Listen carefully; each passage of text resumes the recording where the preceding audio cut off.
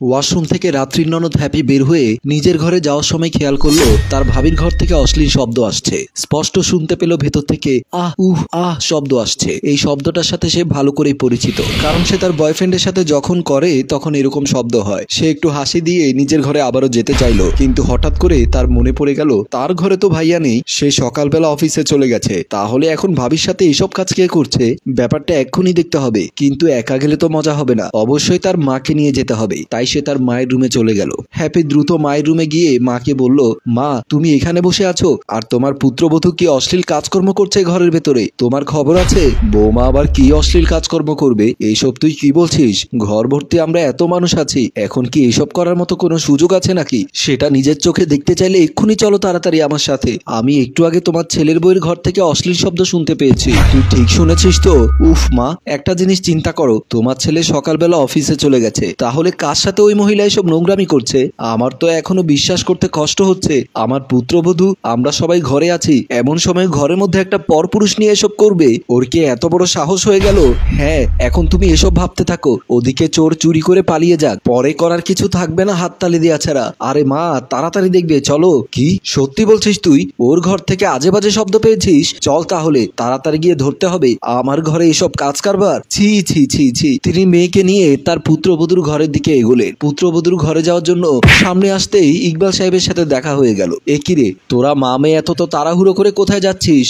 Happy বলল, আস্তে আস্তে কথা বলো বাবা, নইলে চোর পালিয়ে যাবে। ইকবাল সাহেব আরো বড় করে বললেন, চোর মানে কি? বাড়িতে কি চোর ঢুকেছে নাকি? আরে আস্তে কথা বলো, এত বড় করে কথা বলো কেন তুমি? তোমার পুত্রবধূর ঘরে চোর ঢুকেছে। ইকবাল সাহেব ভয় পেয়ে বলল, তাহলে পুলিশকে ফোন দেই। আরে বাবা, এই চোর সে চোর নয়। তারপর হ্যাপির মা তার বাবাকে কানে কানে বলল আসল ঘটনা কি। ঘটনা শুনে ইকবাল সাহেব আরো রেগে বললেন, এক্ষুনি আমি ওদেরকে। তার মুখে হাত দিয়ে তাকে থামিয়ে মেয়ে বলল, আস্তে বাবা, পুলিশ টুলিশ যা করার ভেতরে গিয়ে তারপর করো, আগে গিয়ে হাতে নাতে চোর ধরতে হবে। আজকে যদি আমি ওদেরকে ধরতে পারি তাহলে এই বদমাইশ মেয়েকে চুলের মুঠি ধরে দেয়ালের সাথে বাড়ি খাওয়াবো। হ্যাপি বলল, আমি যদি ওদেরকে ধরতে পারি তাহলে ছেলেটাকে ধরে ওই জিনিসটা হামান দিস্তার মধ্যে পিষে ফেলবো। কথাটা বলে সে বাবাকে দেখে একটু লজ্জা পেল। ইকবাল সাহেব গলা কাকড়িয়ে বললেন, এসব কিছু করা যাবে না, ওদেরকে ধরে আটকে রাখতে হবে, তারপর আগে আমার ছেলেকে কল দিতে হবে, ও আসার পর যা সিদ্ধান্ত নেবে তাই হবে, দরকার হলে ওই ছেলেকে পুলিশে দেব, অন্যায় বরদাস্ত করবো না। ওদিকে আয়নার সামনে দাঁড়িয়ে ঘামে বাজা শরীর নিয়ে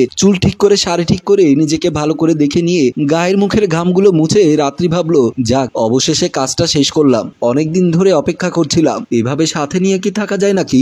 এখন অনেক শান্তি লাগছে। ওদিকে বাকিরা সবাই ঘরের ভেতরে যাওয়ার জন্য এগোতেই ভেতর থেকে বড় একটা আহ শব্দ হলো। শব্দটা শুনে হ্যাপির মা বাবা লজ্জা পেল, আর হ্যাপি নিজেও লজ্জা পেয়ে আর চোখে মা বাবার দিকে তাকালো। তারপর ইকবাল সাহেব তার স্ত্রী এগিয়ে যেতে চাইলে হ্যাপি বাধা দিয়ে বলল, দাঁড়াও দাঁড়াও, আর যেতে হবে না, আমার মনে হচ্ছে ওদের কাজ শেষ, এখন ওরা বেরিয়ে যাবে। যদি আমরা এখন দরজা নক করি তাহলে হয়তো দরজা না খুলে বসে থাকতে পারে, তখন আবার পাড়া প্রতিবেশী জানাজানি হয়ে যেতে পারে। ওদের যেহেতু কাজ শেষ, ওরা এখন বেরোবে, আমরা এখানেই অপেক্ষা করি। হ্যাপির মা বলল, আমরা অপেক্ষা করব ঠিক আছে, কিন্তু ভেতর থেকে যে ছেলেটা বের হবে তার কাছে যদি কোনো অস্ত্র থাকে। ইকবাল সাহেব বলল, আমি কি পুলিশে ফোন দেব? না বাবা, আমাদেরকে কিছু করতে হবে। এই একটা কাজ করলে কি হয়, ছেলেটা বের হওয়ার আগেই আমরা যদি অস্ত্র নিয়ে রেডি থাকি। হ্যাপি বলল, আমাদের কাছে তো তেমন অস্ত্র নেই ঘরে, যদি আমাদের থেকেও ভয়ানক অস্ত্র থাকে ছেলেটার কাছে। ঠিক বলেছিস, নইলে দিন দুপুরে ঘর ভর্তি মানুষ থাকা সত্ত্বেও ঘরের মধ্যে একটা মেয়ের সাথে পরকিয়া করতে আসে, তাহলে পুলিশকে ফোন দেই। হ্যাপি আর তার মা তার দিকে তাকাতে ইকবাল সাহেব চুপ হয়ে গেল। হ্যাপি বলল, অনেক হয়েছে, এখন ওরা বের হবে মনে হচ্ছে, তোমরা আমার সাথে আসো, প্রস্তুতি নিতে হবে। নিজের ঘর থেকে বেরিয়ে বেসিনে হাত ধুয়ে রাত্রে খেয়াল করলো ঘরে কোনো আওয়াজ শব্দ শোনা যাচ্ছে না। মনে মনে ভাবলো, ঘরে এতগুলো মানুষ কোথায় গেল?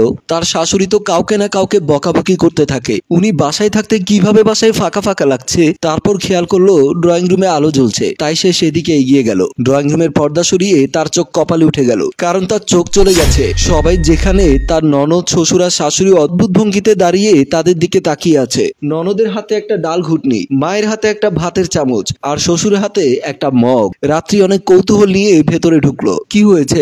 আপনারা সবাই এসব নিয়ে দাঁড়িয়ে আছেন কেন? বৌমা, ও কোথায় বলো আমাকে, এই মগ নিয়ে আমি আজকে ব্যাটার মাথা ফাটিয়ে দেব। শাশুড়ি বলল, এটা দিয়ে প্রতিদিন আমি রান্না করি, এটা আমার থেকে ভালো কেউ চালাতে জানে না, একবার বলো ওটা কোথায় আছে, আমি আজকে এটা দিয়ে ওর পেটের নাড়ি ভুড়ি সব বের করে দেব। আপনারা এসব কি কথা বলছেন? আমি বুঝতে পারলাম না, কার কথা বলছেন? কার জন্য অপেক্ষা করছেন আপনারা? ননদ বলল, ভাবি কোনো চালাকি করার চেষ্টা করবে না, তোমার পেছনে দেখতে পাচ্ছি না কেন?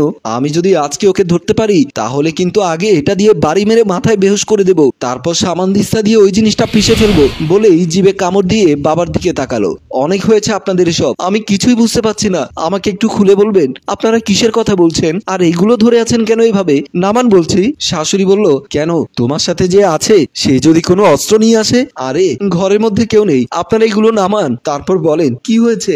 বলল, ভাবি তোমার ঘরে অশ্লীল শব্দ শুনেছি, আমার ভাইয়া ঘরে নেই, নিশ্চয়ই কেউ ছিল, আমার মেয়ে মিথ্যে কথা বলার মতো মেয়ে নয়, তোমার ঘরে এসব শব্দ হয়েছে আমি নিজের কানেও শুনেছি। শ্বশুরের দিকে তাকাতেই শ্বশুর বলল, বৌমা তোমাকে এসব কথা আমি বলতে পারবো না, তবে আমি নিজের কানে শুনেছি যেহেতু অবিশ্বাস করতে পারছি না। তাদের কথাবার্তা শুনে রাত্রি হেসে বলল, আপনারা যেটা মনে করেছেন সেটা মোটেও নয়, আমি কারোর সাথে কোনো নোংরা কাজ করছিলাম না, এমনকি ঘরের মধ্যেও কেউ নেই, আপনারা গিয়ে দেখে আসতে পারেন। ভাবি তাহলে যে আমরা ওরকম শব্দ শুনলাম। হ্যাপি তুমি যেটা বলছো সেটা আমি ভালো করেই বুঝতে পেরেছি, কিন্তু সেটার কথা আমি তোমাদেরকে এভাবে বলতে পারছি না, তোমাকে আলাদা করে বলতে পারি, কিন্তু তোমার ভাইয়া জানে এটা নিশ্চিত থাকতে পারো। এছাড়া তোমরা চাইলে তোমার ভাইয়াকে জিজ্ঞেস করে নিতে পারো সে জানে কিনা। কথাটা শুনে রাত্রি বলল, তাহলে আমাকে বলো আমি শুনে আসি। তারপর রাত্রি ভাবিকে টেনে বাইরে নিয়ে গেল।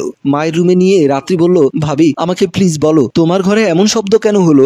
আসলে কি আর বলবো তোমাকে লজ্জার কথা, আসলে ওখানে একটা ফোড়া উঠেছিল, আমি বিছানা থেকে ওঠার সময় কাপড়ে লেগে হঠাৎ ব্যথা পেলাম, তারপর অনেক রাগ উঠলো, তাই জোর করে ফোড়াটা।